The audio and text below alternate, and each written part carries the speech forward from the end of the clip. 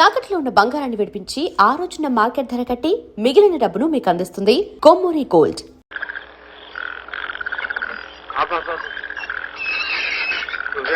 నువ్వా ఈ వేళప్పుడు ఎక్కడికయ్యా? ఏం లేదు సార్, కొంచెం పని ఉండి. ఆ పనేదో రేపు చూసుకోవచ్చు కానీ ఇంటికి పోదాం రా. అది ఏం మాట్లాడుకురా.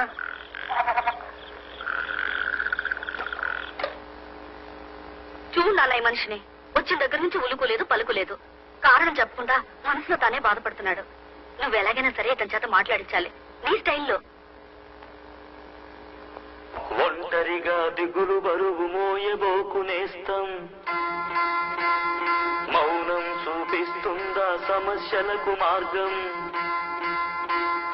కష్టం వస్తేనే గద గుండె బలం తెలిసేది, దుఃఖానికి తల వంచితే తెలివికింక విలువేది. మంచైనా చెడ్డైనా పంచుకోను నేలేనా, ఆ మాత్రం ఆత్మీయతకైన పనికిరానా. ఎవ్వరితో ఏ మాత్రం పంచుకోను వీలు లేని అంతటి ఏకాంతమైన చింతలేమిటండి. అల్లుకుంటాయే ఎర్రంగని మా బొమ్మర్తి కాడు అల్లికిన్నాడు నా పిచ్చి తండ్రి.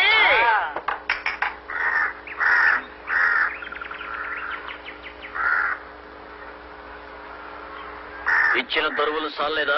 మళ్ళీ వచ్చావు? అవును, మళ్ళీ వచ్చా. ఇక్కడున్న వీళ్ళెవరూ తాగడానికి వీల్లేదని చెప్పడానికి. తాగొద్దని చెప్పడానికి నువ్వెవడవయ్యా? ఆకాశం నుంచి దిగొచ్చిన దేవుడువా? వెళ్ళరమ్మా. ఏమండి, ఒకసారి నా మాట. అంటే మంచి మాటలతో చెప్తే వినిపించుకోరన్నమాట. మీ భాషలో చెప్పాలంట. చెప్తా, ఆ భాష నాకు బాగా తెలుసు.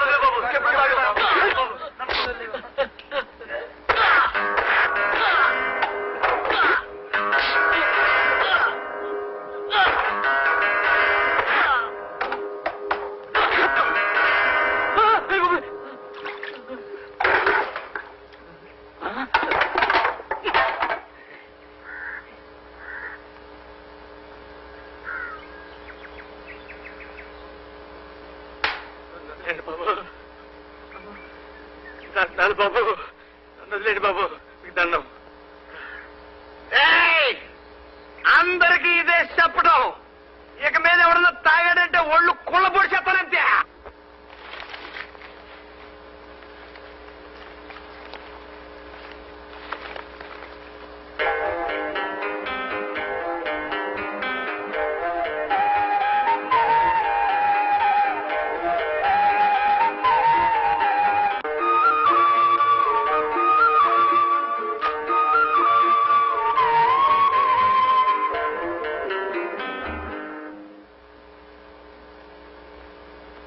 చారుకేశ, సాధన ప్రారంభిద్దామా?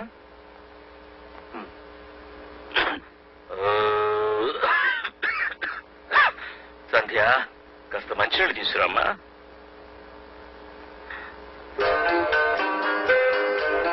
అదేమిటి ఆకు?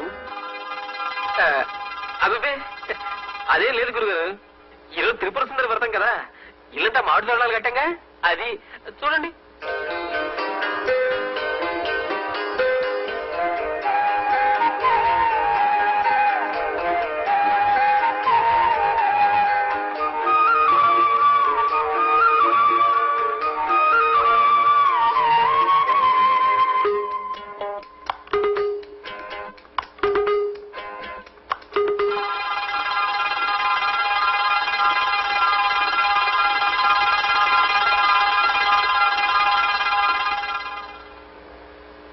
సుందరి నీ దివ్య రూపము చూడ. తనకు దొరికేనమ్మా. ఏమిట్రా ఇది? ఈరోజు త్రిపుర సుందరి వ్రతం కదా, ఈ త్యాగరాజ కీర్తన మీ చేత పాడించుకుందామని మర్చిపోకుండా ఆకు మీద రాసుకున్నానండి. అలాగా, పాడుతాను బాబు. సంగీతం మీద అంత శ్రద్ధ ఉన్నందుకు నాకు చాలా సంతోషం నాయన. వాళ్ళని కొట్టినందుకు నాకు చాలా బాధగా ఉందంటే, వాళ్ళకి నాకు తేడా లేదనిపిస్తుంది. కానీ వేరే గత్యంతరం లేక. చూడండి, మీరు కొట్టినందువల్ల వాళ్ళ పగ పెట్టుకుంటారే గాని మారిపోతారనుకున్నారా? మీకు భయపడి కొన్నాళ్ళు చాటుగా తాగుతారు, తర్వాత మళ్ళీ కథ మామూలే. వాళ్ళని కట్టుకున్న పెళ్ళాలే నోరు మూసుకుని భరిస్తున్నారు. ఇక వాళ్ళని మీరు ఎలా బాగు చేయగలరు? అవును, వేరే మార్గం ఆలోచించాలి.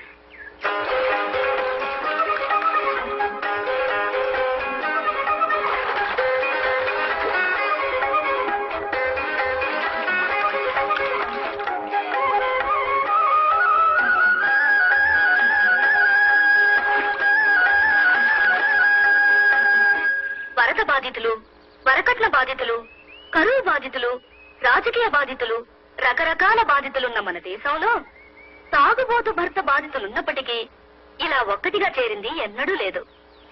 మీ బాధలు తీరడానికి మీకొక మార్గం చెప్తాను. నిష్కర్షగా, నిర్దయగా, నిర్భయంగా, నిర్మోహమాటంగా మీరు వ్యవహరిస్తే చాలా సులువుగా తీరుతుంది సమస్య. అంటే ఏం చేయమంటది పిల్ల? చెప్తున్నా. మీ పిల్లలు రోడ్డు మీదకి పాకి మట్టి తింటున్నారనుకోండి, ఏం చేస్తారు మీరు? పిర్ర మీద ఒకటి అంటిస్తాం. కరెక్ట్. అలా భర్తనంటించే దేశం కాదు కదా మనది, పతివ్రతల దేశం కాబట్టి కొట్టక తిట్టక మరోలా సాధించుకోవాలి. పిల్లల్ని కొట్టకుండా దారికి తీసుకురావాలంటే ఏం చేస్తారు? చేతిలో బెల్లం ముక్క పెట్టి మట్టి పెట్ట పారేమంటాం. అది పాయింట్. ఇప్పుడు ఏమిటంటే, మొరాయించే మొండి పిల్లలు కదా మొగుళ్ళంటే, కాబట్టి మట్టి బిడ్డ పారేస్తే గాని బెల్లం ముక్క పెట్టమని మీరు మొండికెత్తాలి. బెల్లం ముక్క అంటే పిల్ల? బెల్లం అంటే బెల్లమే కదా. ఇప్పుడు చెప్పండి, రాత్రి తాగి ఇంటికి రాగానే మీ ఆయన ఏం చేస్తాడు? అరుస్తాడు. ఆ తర్వాత ఏం చేస్తాడు? గిన్నెలు తపాళాలు తంతాడు. తర్వాత తిండెట్టమంటాడు. తర్వాత తర్వాత ఏంటి? తిట్టుకుంటూ తింటాడు. తర్వాత తినేసి మళ్ళీ తింటాడు. తర్వాత మంచం ఎక్కేస్తాడు. తర్వాత దొంగని గుర్రెడతాడు. ఏటి పిల్ల? గొర్రె కొట్టడానికి ముందు, మంచం ఎక్కిన తర్వాత ఏం చేస్తాడు?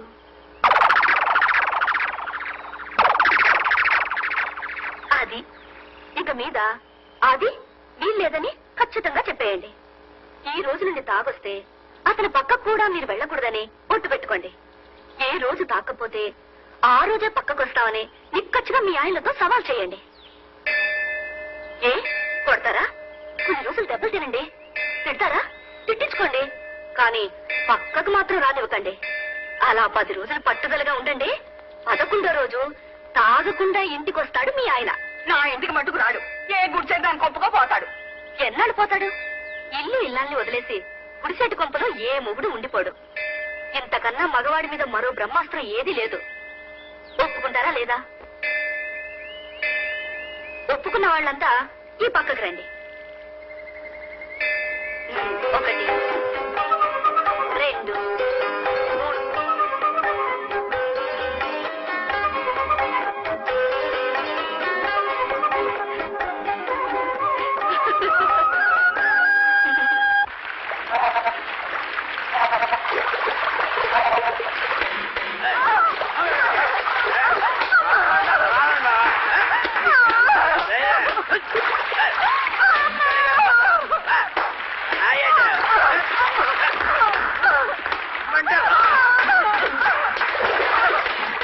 బాధలు చూస్తుంటే మనం అనుకున్న పథకం తప్పేమో అనిపిస్తుంది.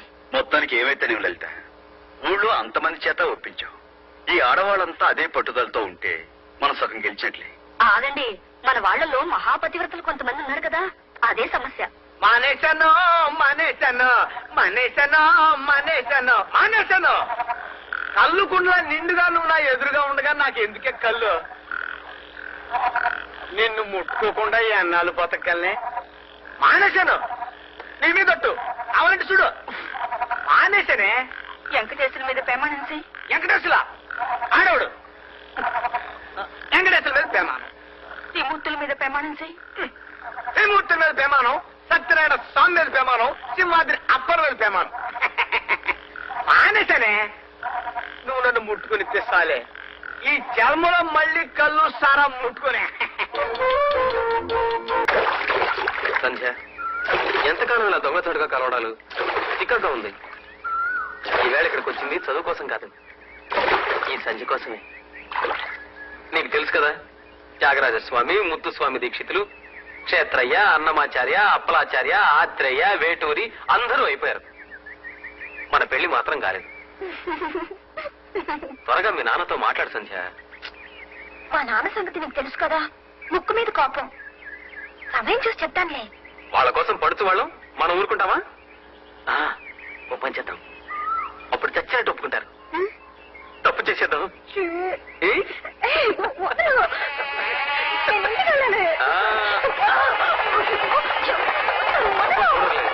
సంధ్య, సంధ్య ఆగు, ఆగమంటే.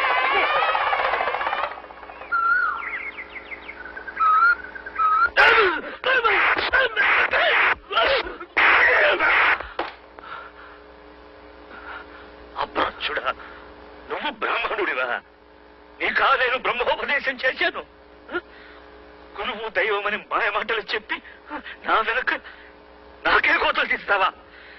ఎంత తెగించావురా ద్రోహి, ద్రోహి! పడకండి, మీరు ఎక్కువ మాట్లాడకండి, మీ ఆరోగ్యం బాగలేదు.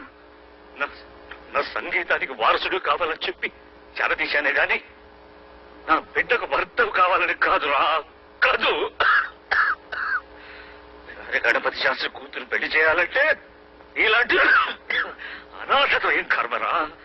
ఎన్ని లక్షలైనా వరకట్నంగా ఇచ్చి మంచి అల్లుండి కొనుక్కోగలను. చూడరా, తలెత్తినను చూడరా. ఎవరిని నేను? గణపతి శాస్త్రిని, వ్యవహారి గణపతి శాస్త్రిని. నా ఎదురుగా నిలబడే అర్హత నీకుందిరా? నీ చూడా, చూడు వాడి చూడు. దయచేసి ఇంకా నాకు విసురుతూ నిలబడ్డాడు నక్కలాగా.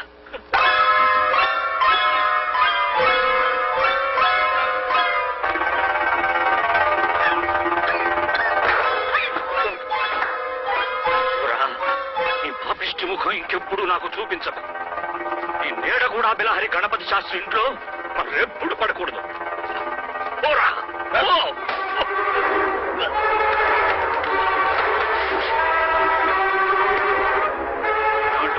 ఈ నీచుడితో సంపర్కం పెట్టుకున్నందుకు ఈ రోజుతో మైల స్నానం చేసి వదిలించుకుంటాను. గాయత్రి, స్నానానికి సిద్ధం చేయి. అతను వెళ్ళిపోతే మీరు ఇంకో మైల స్నానం చేయవలసి వస్తుంది నాన్న. అది నా కోసం.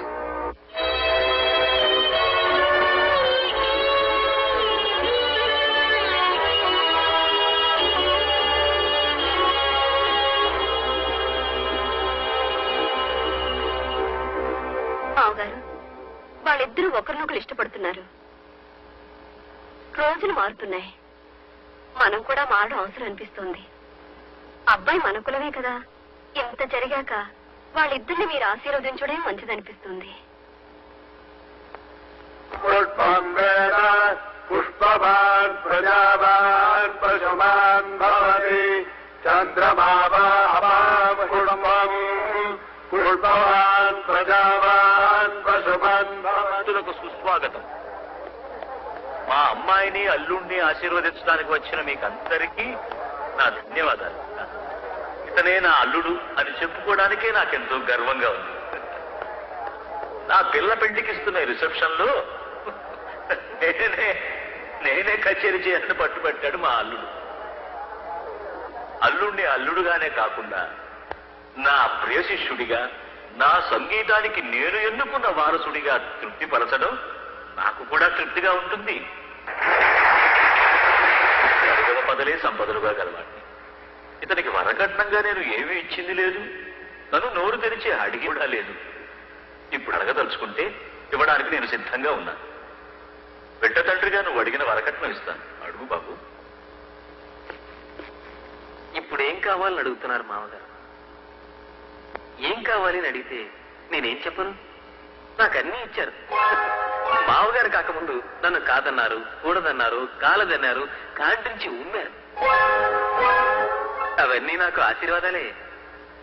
వరకట్నంగా ఏదైనా అడిగి తీరాలని, అడిగింది ఏదైనా ఇస్తానని సభాముఖంగా చెప్తున్నారు కాబట్టి సభలో వారిని చిన్నబుచ్చలేక వారి పెద్ద మనసు మీద గౌరవంతో ఏదో చిన్నవాడిని ఒక చిన్న వరం, వారి దగ్గర ఉన్న వరమే వరకట్నంగా అడగక తప్పటం లేదు. కానీ వరకట్నం చట్టరీత్యా నేరం. అందుకని కట్నం డబ్బు రూపేణా కాకుండా సంగీత కళానిధి జ్ఞాపకంగా జీవితాంతం నేను వారిని స్మరించుకునే విధంగా ఏదో వారికి నచ్చిన ఒక రాగాన్ని నాకు వరకట్నంగా పారేస్తే అదే 10,000. మీకు తెలుసు, వారికి నచ్చిన రాగం, మీరంతా మెచ్చిన రాగం, వారికి ఎంతో పేరు తెచ్చిన రాగం బిలహరి. అది నాకు వరకట్నంగా కావాలని అడుగుతున్నాను. బిలహరి రాగానికే వన్నె తెచ్చిన బిలహరి గణపతి శాస్త్రి గారు వారి పేరులో మొదటి 4 అక్షరాల్ని నా మొహాన పడేస్తే అదే నాకు వరకట్నం. అంటే జీవితాంతం వారు ఎప్పుడు ఎక్కడ బిలహరి రాగాన్ని పాడకూడదు. జనమిచ్చిన ఆ బిరుదు ఇంకా ఆయన పేరులో ఉండదు. ఎలా ఉంటుంది? నాకు దానంగా ఇచ్చేశారుగా. సంగీత కళానిధి బిలహరి గణపతి శాస్త్రి, ఇక మీదట పుత్తి గణపతి శాస్త్రి. కొంచెం ఆగండి, మీరు తొందరపడకండి. శాంకేశ, మొదటిసారి నువ్వు నన్ను కలిసినప్పుడు నేను మీ ఏకలవ్య శిష్యుణ్ణి కానీ బొటన వేలు కోసి గురుదక్షిణగా ఇవ్వలేనన్నా. ఇప్పుడు నా గొంతు కోసి గురుదక్షిణగా ఇవ్వమంటున్నావా? అలాగే ఇస్తాను. కన్న కూతుర్ని కన్యాదానం చేసేటప్పుడు కూడా కన్నీళ్లు పెట్టుకోను నేను. ఇప్పుడు కన్న తల్లి వంటి బిలహరి రాగాన్ని కన్నీటి ధారతో నీకు ధారదత్తం చేస్తున్నాను. తీసుకో, తీసుకో. హిరణ్యగర్భగర్భస్థం హేమబీజం విభావతోః అనంత పుణ్యఫలదపదశ్చాంతిం ప్రయచ్చమే ఇదం బిలహరిరాగనాం తుభ్యమహం తం ప్రతలే నమః. ఓష్ణో హస్తాభ్యాం ప్రతిగృహ్ణామి. ఇప్పుడు నేను ఎలా కచేరీ చేయగలను? నన్ను చేసిన బిలహరి రాగం లేని కచేరీ నేను చేస్తే అది ఘృతం లేని యజ్ఞం అవుతుంది, వ్రతం లేని తీర్థం అవుతుంది. కాబట్టి ఎప్పుడు నేను కచేరీ చేయలేదు, చేయను. అది చూడు, నన్ను క్షమి.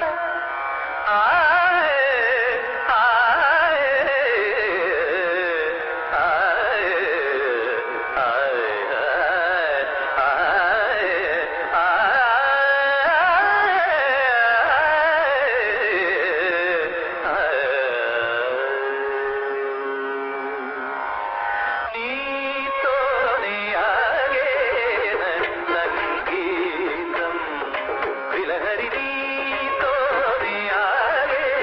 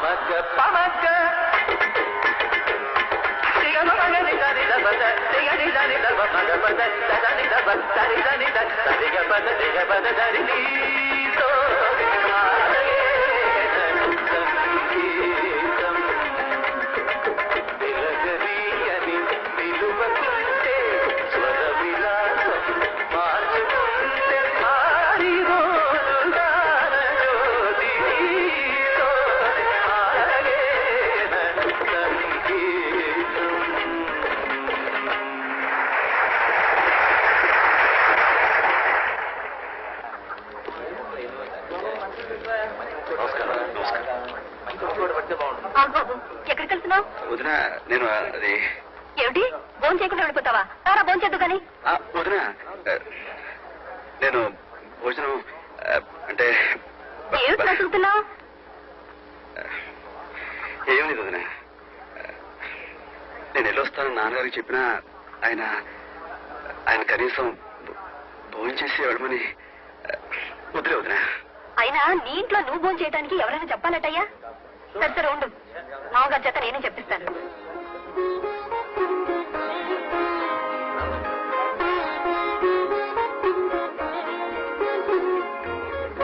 మామగారు భోజనం పెట్టేస్తాను, బడి కట్టుకోండి. సూర్యం కూర్చున్నాడు, అతను కూడా ఒక మాట పలకరించండి. భోజనం చేయమని మీరు ఒకసారానండి. నేను భోజనం చేయమని చెప్తే గాని వాడు భోజనం చేయడా? ఆహా, అనకపోతే భోజనం చేయడని కాదు, మీరు ఒక మాట అంటారేమోనని అనుకుంటున్నాడు. అంత పట్టింపు వాడికి? ఈ రోజు మీ కొడుకేగా మీ గౌరవాన్ని కాపాడాడు. ఏమిటి వాడు పాడింది? నేను నేర్పిన పాటేగా, అంతేనా? తనుగా నేర్చుకున్న పాఠం ఏదో నాకు అప్పచెప్పమను, అప్పుడు ఒప్పుకుంటాను. సూర్యం సూర్యం ఎవరు? నేనయ్యా వరాలయ్యని. రండి రండి, దయచేయండి. తమరి రాక నాకెంతో సంతోషం సుమండి. ఆపవయ్యా, అలవాటు ప్రకారం నాకు అర్జెంట్ గా పాడాలనిపిస్తోంది. మరి పాడేయండి. పక్కవాద్యాలు నీకేనండి, మాకు అక్కర్లేదా? అబ్బబ్బబ్బబ్బా, ఇంతకి నువ్వు ఎక్కడయ్యా? ఇగో ఇక్కడ. ఇక్కడ ఇగో నీతో ఒక ముఖ్యమైన విషయం మాట్లాడాలని వచ్చానయ్యా. అలాగే మాట్లాడుకుందాం. మాట్లాడవచ్చు. ఇంతకి నువ్వు ఎక్కడ? ఇదిగో ఇక్కడ.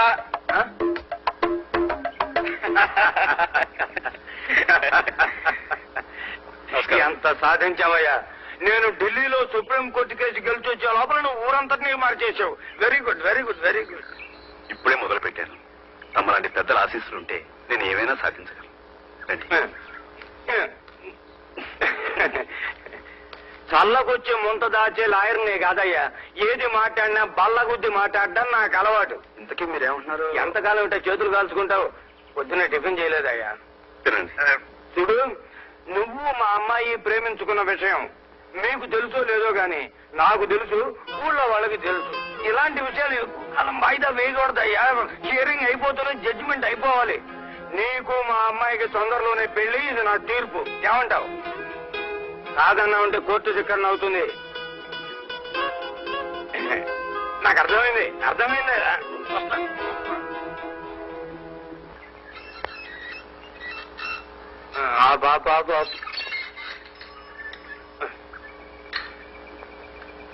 నమస్కారం, నా పేరు వరాలయ్య. ఓ మంచి వార్త తీసుకొచ్చాను, లోపలికి రావచ్చా? అక్కర్లేదు, అక్కడి నుంచే చెప్పండి, నాకు వినిపిస్తుంది. నమస్కారం శాస్త్రి గారు. మీ అబ్బాయి సూర్యం మా అమ్మాయిని పెళ్లి చేసుకోబోతున్నాడు. శుభలేఖ ఇచ్చి వెళ్దామని వచ్చాను. మీ ఆశీస్సులు కావాలని, మీరు తప్పకుండా రావాలని వధూవరులు ఇద్దరూ కోరుకుంటున్నారు. నేను కూడా స్వయంగా ఆహ్వానిస్తున్నా. గుర్రాన్ని గాడిదని ఒక బండికి కట్టడానికి పౌరోహిత్యం చేస్తున్నది తమరేగా. చాలా మంచివాడు. ఉదయం శుభలేఖ తీసుకుని అతని చేతికి 10 రూపాయలు ఇచ్చి పంపించు.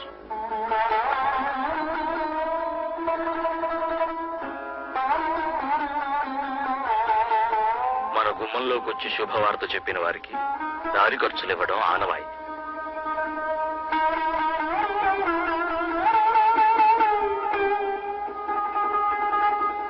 పర్వాలేదు, తీసుకుని ఇవ్వండి.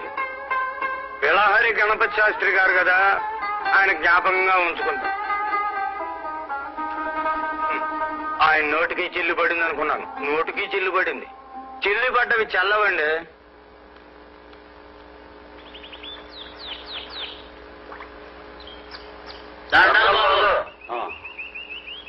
ఎలా పిలహరి గణపతి శాస్త్రి శివనామం కదా, ఈ కోవిల్ నుంచి వస్తున్నాడేంటి? ఆయనకి అన్ని ఒకటే గురు. ఓహో, గొప్ప విప్లవాల కుటుంబం కదా. అవునరా, కొడుకు హరిజన్ అమ్మాయిని పెళ్లి చేసుకోబోతున్నాడంటగా. కొడుకేంటి, ఎవరైనా హరిజనుల అమ్మాయి పెళ్లి చేసుకుంటానంటే ఇతగాడు రెడీయే. అవును, పెద్ద విప్లవాల కుటుంబం కదా. నోర్మై, ఏమిటా తాగుబోతు ప్రేలాపన? బుద్ధి లేదు. ముందు మీ కొడుకు బుద్ధి చెప్పండి. మేము తాగితే అతగారికేటండి, మమ్మల్ని మా పిల్లల పక్కన పడుకు కూడా లేదట. మీరే న్యాయం చెప్పండి. మీకు న్యాయం కావాలి కదా, అది అక్కడికి వెళ్ళి అడగంట్రా. తాగుబోతులంతా పెళ్లి పందిట్లోకి వెళ్ళి అడగంట్రా. మీకు చేతనైతే పెళ్లి ఆపండ్రా. అప్పుడు చూస్తా ఈ సత్తా.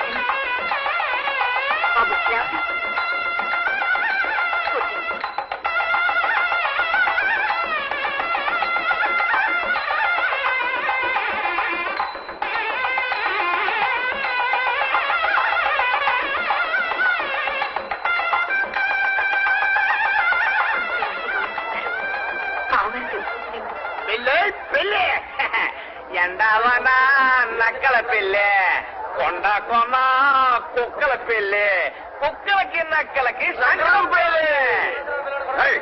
ఏంట్రా పెళ్లి పందిట్లోకి వెళ్ళట? పండుగలకి తప్పుగా ఏంట్రా వాగుతున్నావు? పచ్చని పెళ్లి పందిట్లోకి తాగొచ్చి కాలు కూతలకు వస్తావా? ఆగండి, ఎందుకు వాడిని కొడుతున్నారు? వాడు చేసిన తప్పేమిటి? మరి మీ అల్లుడు చేసిన అడగరే చెప్పండి రా. అలిసిపోయిన ప్రాణాలు చల్లబట్టడం కోసం రోజు ఎత్తగా తాగేటోళ్ళం. మా తాగులు మాన్పించడం కోసం మా పిల్లల్ని మా మీదకే ఉసుకొల్పాడు. ఇంతకాడు మా సంసారాలు ఎడదీశాడు. పెళ్ళం కావడానికి మాకు మాత్రం పెళ్ళాలి అక్కర్లేదా? వారికి సర్దాలు చుట్టాలు కావాలి, మాకు అక్కర్లేదా? మీరు కళ్ళు తాగడం అతను పెళ్లి చేసుకోవడం ఒకటేనట. అవును ఒకటే. కాకపోతే మా తాగుడు మాన్పించడానికి మా పిల్లల్ని మా నుండి ఎందుకు ఎడదీశాడు? ఎడదీశాడు అక్కడ మాత్రం ఏర్పడ్డ పిల్లల్ని అయిపు కోసం తాగుతాం మేము. అయిపోయి పెళ్ళేస్తామంటున్నాడు. తాగుడే కైపు అనుకుంటే మరి ఊరిని ఉద్ధరించాలనుకోవడం కూడా కైపు కాదండి. మీరు చదువుకున్నారు, పైగా లాయర్ కూడా. చిన్నాళ్ళకి ఒకలా, చిన్నబాబుకి ఒకలా ఏంటండి? న్యాయం చెప్పండి. చెప్పేది లేదు. మీరంతా కూడ పలుకొని ఇక్కడ గొడవ చేయడానికి వచ్చినట్టున్నారు. పోలీసులను పిలిపించి మిమ్మల్ని బయటికి గెంటిస్తా. మావయ్యారు, మీరు ఆగండి.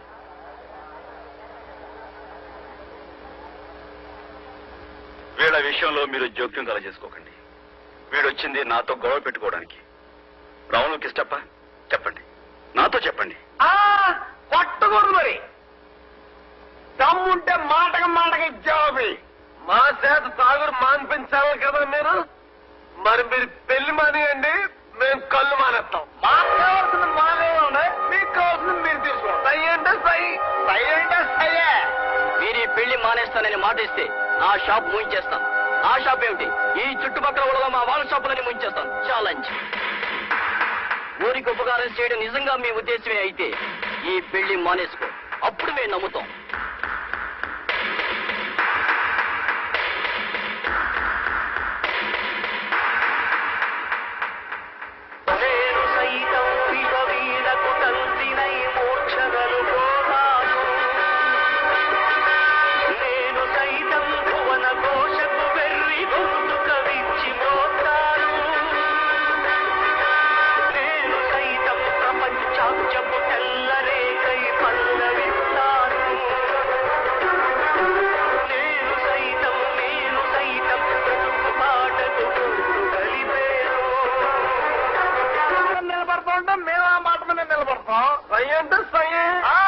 ఇచ్చిన మాట ఈ ఊళ్ళో ఆగే వాళ్ళందరి తరఫున ఇచ్చినట్టేనా?